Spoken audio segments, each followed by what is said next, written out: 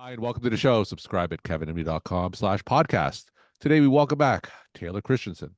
He's an internal medicine physician and health policy researcher. Today's Kevin MD article is The Barriers to Patients Choosing Higher Value Providers and Insurers. Taylor, welcome back to the show. Thanks. So tell us what this article is about for those who didn't get a chance to read it. It's a continuation, and pardon my voice, I'm still halfway without a voice, so you might have to cut any coughing too. But it's a continuation of a series of articles I wrote explaining basically the core issue with our healthcare system, how our incentives are not aligned properly, and how to realign them. And the last time I was here, that's what we talked about was sort of those core issues of that people mistake financial incentives as being bad because they're not aligned with what we want. And the solution is not to get rid of the financial incentives, but to align them with what patients value. And if we can do that, then healthcare will naturally start to evolve toward a much higher and higher value delivering industry. So that's the premise for this article, and probably a couple things will need to be reviewed from that last article, just for context for anyone who didn't hear the last discussion. And then we can jump into how we actually do that, which is the fun part. Perfect. So let's give that context.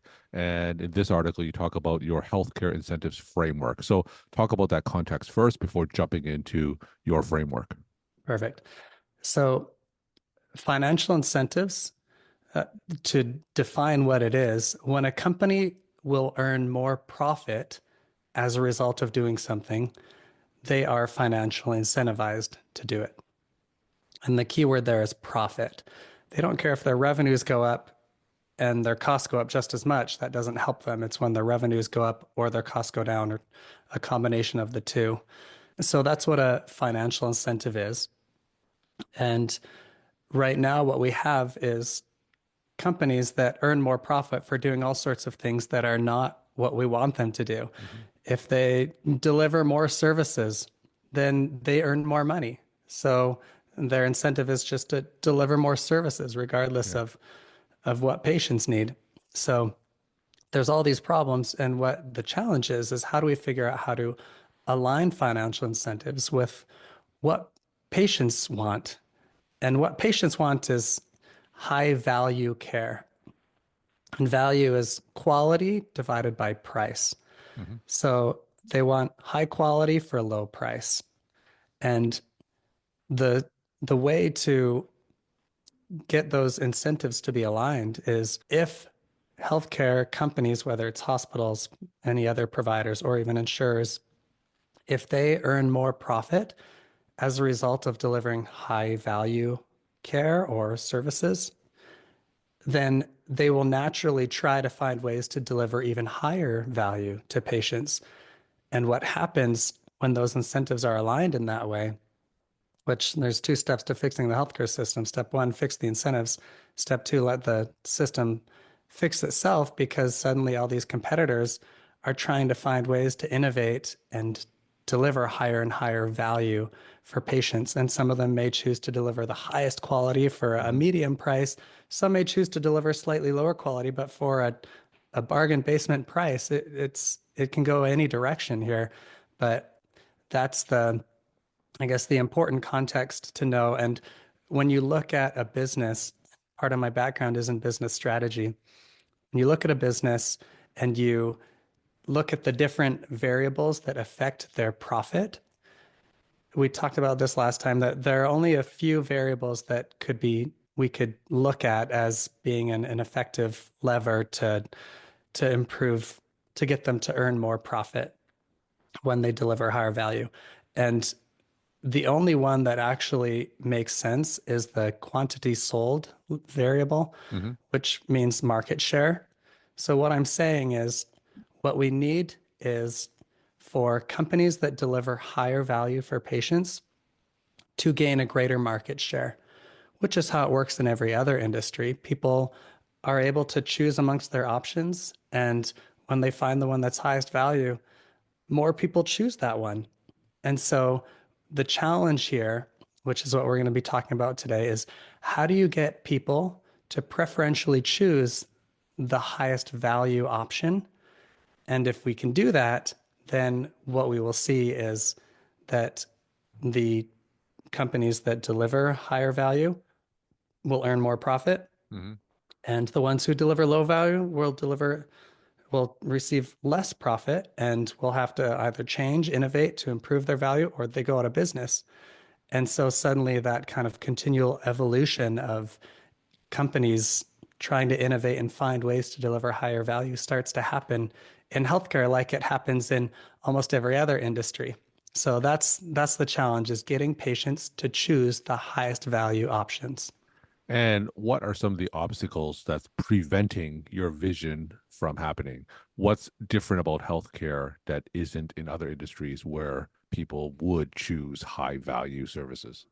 Yeah, so it's interesting because even when I was doing my business strategy degree, we didn't really talk about the specific requirements for people to choose the highest value option. And by the way, the term I just to shorten my terminology here, the term I usually use is when patients make a value sensitive decision. They're not Hmm. just price sensitive, they're not just quality sensitive, they're sensitive to both, which is being value sensitive. So the goal is to get value sensitive decisions. And most people analyzing industries aren't forced to think about the very specific things that are required for a person to make a value sensitive decision because it just kind of works in other industries.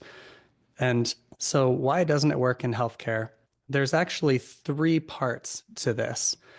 And if you have all three, then somebody can make a perfect value sensitive Hmm. decision.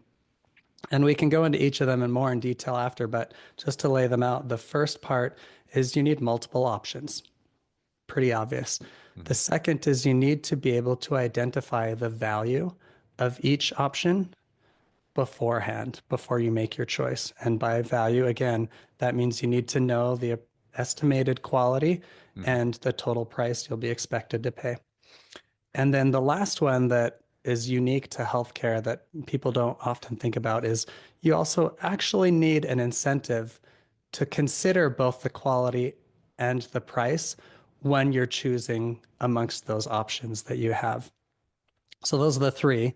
And I guess maybe I'll go in reverse order. I'm not sure if this will be helpful, but I'll put you on the spot maybe, Kevin, and I'll ask you. Hmm. So let's say you're a patient, you have insurance, you've maxed out your deductible for the year, and now you have a procedure, and there's multiple hospitals that could provide that procedure for you Yeah. that are relatively close by. You know that you're not going to have to pay anything for this. How are you going to choose which hospital you go to? So you probably want to look at outcomes data. You want to look at complication rate. Those will be the two things that I would look for if price wasn't an issue. Yeah, so that's exactly right. What you're saying essentially is you're going to choose the highest quality option Hmm. without regard to price. It could be that you choose an option that's this tiny bit better in its quality metrics, and it's four times as expensive as the next best quality, but you don't care because you're not Hmm. having to pay the price. So this is one of the barriers to that third requirement, which is to have an incentive to actually consider both the price and the quality when you're making a decision. And if we turn it around and say, well, what if the insurance company now gets to make the decision of where you get that procedure? You've already maxed out your deductible, so they know they're not going to get any more money from you. How are they going to choose if they get put in the position of choosing which hospital you go to for the procedure? How would Yeah, they choose, do you they're probably think? going to choose the lowest cost Yeah, hospital. assuming it's not a discredited hospital Yeah, that, is going to win them or cost them a lot of bad yeah. publicity or something. Yeah, they'll choose the lowest price one. So that's another example of a situation where, and this does happen, where decisions are being made on which healthcare provider will be chosen, Hmm. not with the incentive to consider both the quality and the price. And my opinion is that patients are in the best position to make that decision, not only because they're the ones who know what quality metrics are most important to them, they might not care so much about the hospital's overall mortality when they just maybe they're old and they can't get around very easily. And so having a valet service is the most important quality metric for Hmm. them. So each patient will have different quality metrics that are most important to them. And therefore, each patient will have a little bit different assessment of the value, the quality of the different provider options.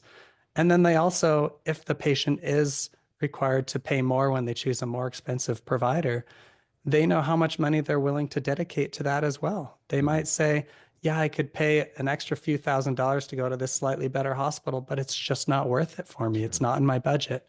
So I feel strongly that patients should be the ones choosing where they get care for these reasons. They're in the best position to determine what is highest quality for them and what price also makes sense for them.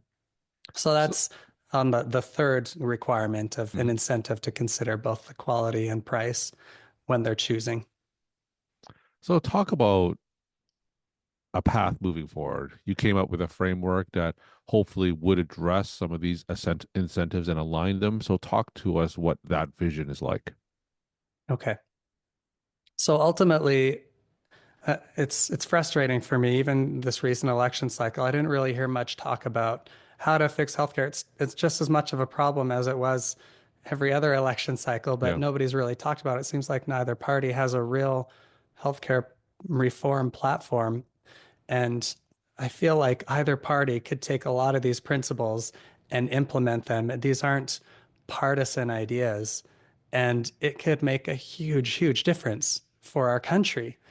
And it wouldn't be an immediate change, but we would start to see this evolution. And over several years, we would see significant benefits. So, really, the core focus that we need to be doing to fix our healthcare system is to identify the barriers to those three requirements.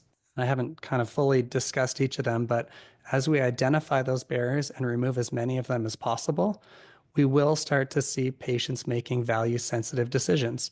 And then that will lead to higher value providers and insurers winning more market share. And that will then lead to the innovation in them to maintain that market share and their competitors to try and win back market share. And this whole competition over value is incited. And that's really what we need to focus our reform efforts on moving forward. So for example, we've already talked about the third requirement for Hmm. patients to have to make the decision and to have incentive to consider both price and quality. They're already incentivized to consider quality. A lot of times they don't care about price, like the scenario I gave you. So this gets to one of the things that I would say is I hesitate to say this because it does require another regulation. I think there's many regulations that can be eliminated at the same time to overall increase simplicity in the insurance market. But if we could have insurance plans change slightly how they design their plans and find a way to, as much as possible, require patients to pay at least a little bit more when they Hmm. choose a more expensive provider and have them pay a little bit less when they choose a less expensive provider, suddenly they will care about price of the options that they're choosing between. And the thing is, I think once they start to care about price, then suddenly quality will become more important. And they'll be like, oh, is it worth spending more to go to this one that has a better reputation, but is it actually better? And then that gets them to start thinking about the quality and price of their options. It pushes them toward making value sensitive decisions. But the first requirement, multiple options, obviously it requires antitrust to legislation to be firmly in place. If one company owns all the providers in the area, that's not exactly multiple options. So competition of just having multiple options. And of course, this is not possible in many places. A rural area can only Hmm. support one hospital. We understand that. That's fine. But part of this that people don't often realize is that, sure, even though we do have multiple options in many like larger areas where there's a greater population, they're all paid the same amount by Medicare or close to it. And so they have all the same price essentially. And even if you have multiple companies running different hospitals, but they're all paid the same, Yeah. that's not fully multiple options. That doesn't give an option for a hospital to be like, you know what, we're going to go a slightly lower quality and build a hospital that doesn't have a giant, gorgeous entryway, and we're just going to make it as cheap as possible. And our prices will reflect that, and we'll still get as high quality as we possibly can in all the ways that are important. But no hospital has a way to do that because they're kind of set with their prices, and so there's not as much flexibility in varying your value proposition to patients. So that's the first requirement is multiple options. And there's not a ton that we can do there other than prevent giant companies from buying up all Hmm. the hospitals in an area. The second one is really the big challenge. And we've already talked about the third of getting insurance plans to make patients pay more when they choose a more expensive provider or insurance plan. The second one, I think there's a lot of room of how we move forward and how we change our healthcare system that can enable this. And again, so those three steps have multiple options, be able to identify upfront the value of each option, and then have an incentive to choose the highest value option. Being able to identify the highest value option, that's that's really hard right now. For one, we don't have good quality metrics that patients actually care about Hmm. that are really truly relevant to them when they're making a decision which provider they go to. So starting to shift the quality metrics from what they are currently, which are helpful in some ways, but are mostly a waste of time, honestly.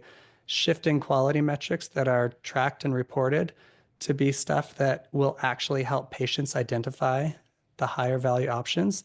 That's huge.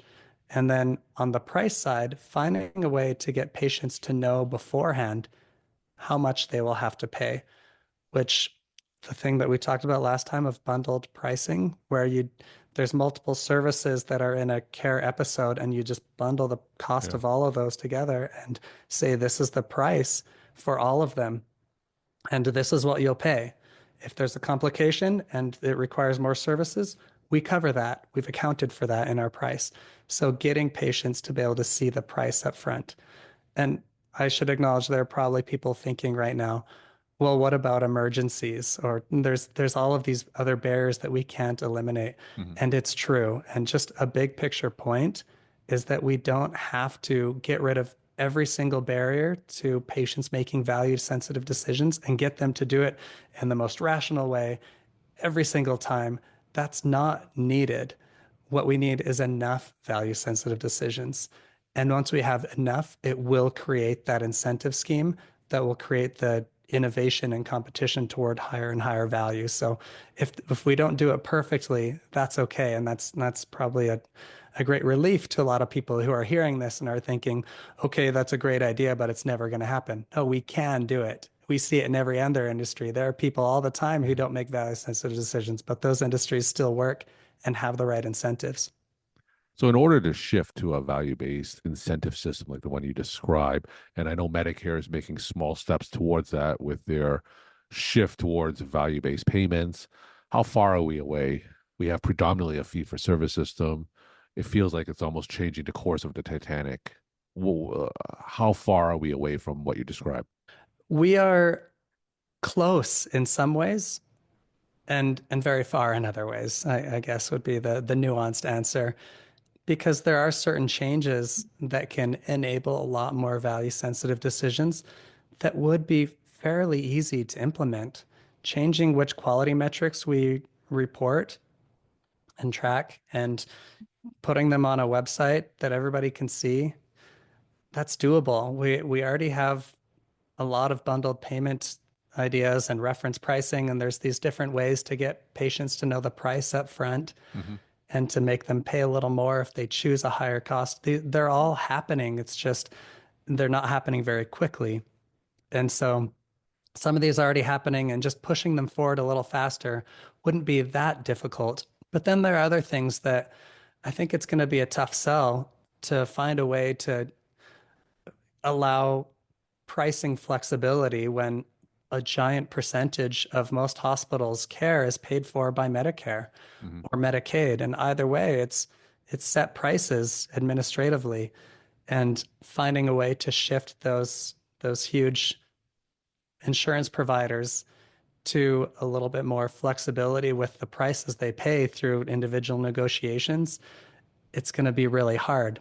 And I think the really difficult ones, those are the ones that sure will help, but even if we don't achieve those and we achieve the easier to change ones, the ones I've already listed, those are very doable. And I think that will be enough.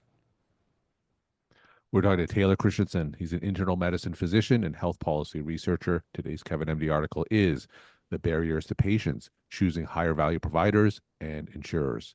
Taylor, as always, let's end with some take home messages that you want to leave with the Kevin MD audience. Yeah, I want to leave a hopeful message that we can fix our healthcare system. We can, and I've only talked about two of the three issues here today. There's the iron triangle, it's often called. There's the quality of care we receive, the prices we're spending, and then access to care. Mhm. I haven't talked about the access part. So nothing that I'm saying will completely resolve our issues over access, other than as prices go down, that does price more people into the system, but that's probably not enough. But the hopeful thing I want to leave with everyone is that we can have a huge improvement in our prices and our quality of care delivered by our healthcare system. And it's very doable to achieve that. If we can make these simple changes that I've talked about that can enable those three requirements to all be fulfilled so that patients can make value sensitive decisions. And again, those three steps are one, having multiple options, Mhm. two, being able to identify beforehand the quality and price of each option, which means identify the value of each option. And then three, have an incentive to consider both price and quality so they are actually incentivized to choose the highest value option. If we make some simple changes to enable more value sensitive decisions like that, we will start to see the companies in the healthcare industry respond to those incentives like companies do, and they will start to improve their value once they're forced to financially to be able to win more profit as a result of patients starting to care about which ones are higher value. And it's doable, especially when in the near term we have the same political party in control of the presidency and both parts of Congress. It's something that's very doable for politicians to pass. And I guess I hope that they'll learn some of these things so that they can pass some of them. And then we can see what the results are and hopefully become a model for other countries like we are in so many other ways in the United States. Taylor, thank you so much for sharing your perspective and insight. And thanks again for coming back on the show. Thanks so much for having me back.